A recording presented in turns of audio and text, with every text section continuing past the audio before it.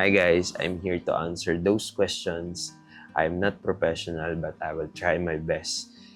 Extra mile to answer those questions. The first question is from Jasper Alcala. Yung tanong niya is, do you think fear stops people from living the life they want? And my answer is yes and isa pang yes. Because based on studies, hindi lang fear yung isang may big role, kundi privilege din. Those are two major reasons kung bakit nape-prevent yung isang taong to live the life they want. First of all, sa fear, no? Minsan alam natin yung gagawin natin pero natatakot tayo. Fear of failure, rejection, or even success, iniisip talaga natin siya. So instead of trying, we stay where it's safe. Parang may version yung buhay natin na gusto natin pero hindi natin maabot kasi inuunahan tayo ng takot. Pero sabi ko nga, hindi lang fear yung isang reason, pare. Isa rin dyan ang privilege. Let's be real, not everyone has a starting point. Some people can take risk kasi may safety net sila, pare.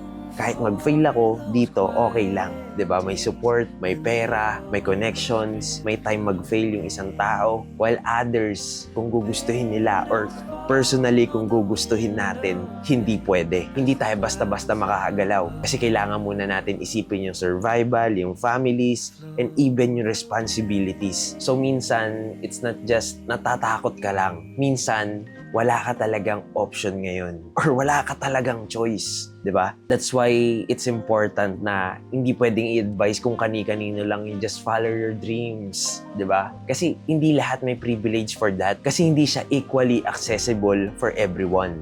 And growth happens when you learn to move kasi may takot but also respect your current reality. Hindi mo ipipilit yung sarili mo na hindi ka sigurado sa isang bagay.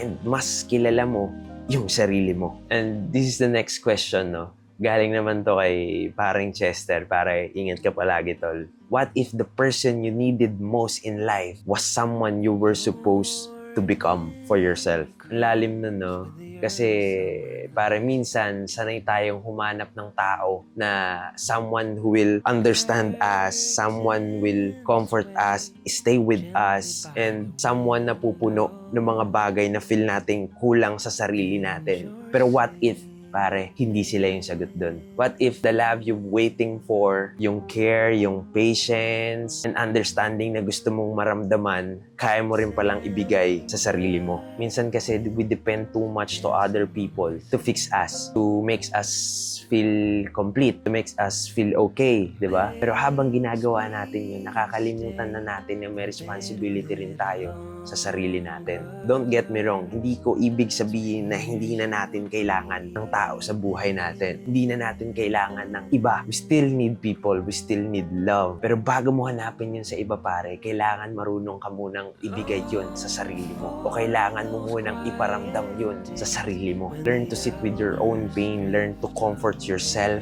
learn to choose yourself even when it's hard, tol. Kasi in the end of the day, ikaw ang pinakamatagal mong makakasama. And maybe you were never lacking, tol. You were just looking for yourself to other people. But once you find that within you, siguro hindi ka na ganong kadaling mawawala. Kahit maraming tao pa yung umalis sa buhay mo. At the end of the day, pare, I just want to remind you, we're living in the broken world. And lahat ng tao dito sa mundo nararanasan yan. But one thing I sure, tol, there's someone looking at you. There's someone waiting for you na hinihintay ka niya.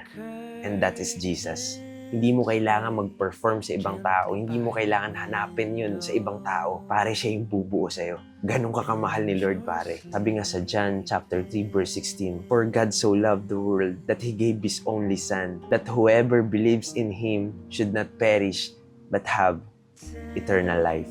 Ganun ka kamahal ni Jesus. Ganun ka kamahal ni Lord. And this last question is galing siya sa Not Gonna Line na Up, pare. Sa NGL, tol. Paano maging matapang iwan ang isang comfort zone to try something new in life, pare? So, shoutout sa'yo kung sino ka man, tol. Walang biglaang switch na matapang ka na. Walang biglaang isang araw, uy pare, kakaharapin ko na yung comfort zone na to. Wala siyang ganun, tol. But most of the time, you don't need to remove fear. You need to have courage to move forward with fear. Mag-move ka kahit takot ka, mag-move ka kahit parang feel mo nag-aalangan ka. Kasi you're going out from your comfort zone, pare. And before mo gawin yung bagay na yun, siguro kailangan mo rin i-analyze sa sarili mo bakit kailangan mong umalis sa comfort zone mo. Ano ba yung reason mo kung ba't aalis ka sa comfort zone mo? Hindi kasi sapat yung gusto mo lang. Hindi kasi sapat yung gusto ko lang. Parang minsan kailangan mo rin mag-reflect or kailangan mo rin tanungin yung sarili mo na ano ba yung gusto kong mangyari? Ano ba yung buhay na gusto ko? Kasi pare kung malinaw yan, mas madali kang makakagalaw,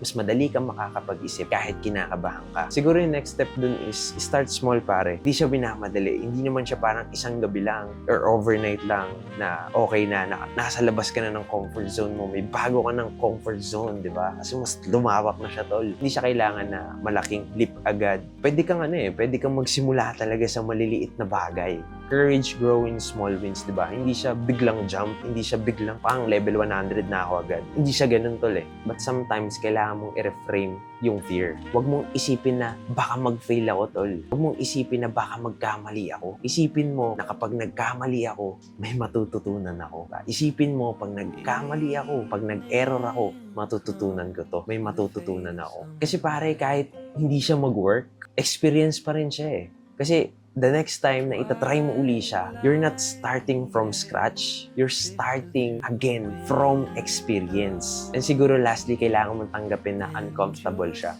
Kasi hindi ka magiging confident bago ka magsimula. Naging confident ka kasi nagsimula ka na. So pare, kung kinakabahan ka, normal yan. Hindi ibig sabihin mali yan. Kinakabahan ka kasi may sinusubukan kang bago. So ingat kayo palagi mga tol, and lagi nyo lang iisipin na lagi nyong kasama si Lord. Keep you